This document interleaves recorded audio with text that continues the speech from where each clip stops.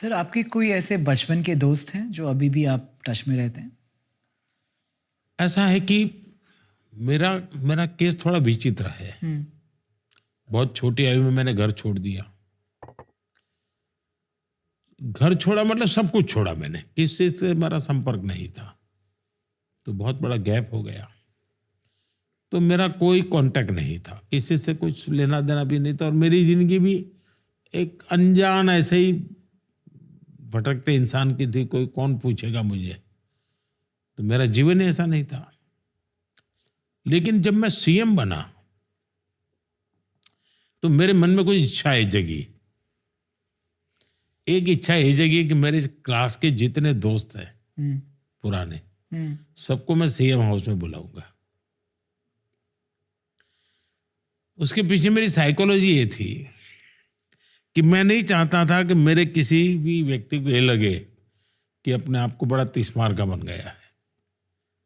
मैं वही हूं जो सालों पहले गांव छोड़ के गया था। मुझ में बदलाव नहीं आया है। उस पल को मैं जीना चाहता था, और जीने का तरीका यही है कि मैं उन साथियों के साथ बैठूं। लेकिन वो चेहरे से भी पहचान नहीं पाता था मैं, क्योंकि बीच में बहुत बड़ा गैप हो गया। वो हरे के बाल सफेद हो चुके थे, बच्चे बड़े हो गए थे सब। लेकिन मैंने सबको बुलाया। शायद 30-35 लोग इकट्ठे हुए थे हम, और रात को बड़ा खाना वाना खाया, गपशप मारे, पुरानी बचपन की आदत ताजा की। लेकिन मुझे वो बहुत आनंद नहीं आया। आनंद इसलिए नहीं आया कि मैं दोस्त खोज रहा था, लेकिन उनको मुख्यमंत्री नजर आता था। तो वो खाई पटी नहीं। और मेरे जीवन में शायद तू कहने वाला कोई बचा ही नहीं, ऐसी स्थिति हो गई है। सब अभी भी संपर्क में है, लेकिन बड़े सम्मान से मेरे प्रति वो लोग देखते रहते हैं। तो एक टीचर थे मेरे, रास विहारी मणियार। उनका भी स्वर्गवास हुआ कुछ समय पहले, और वो करीब 93-94 थे।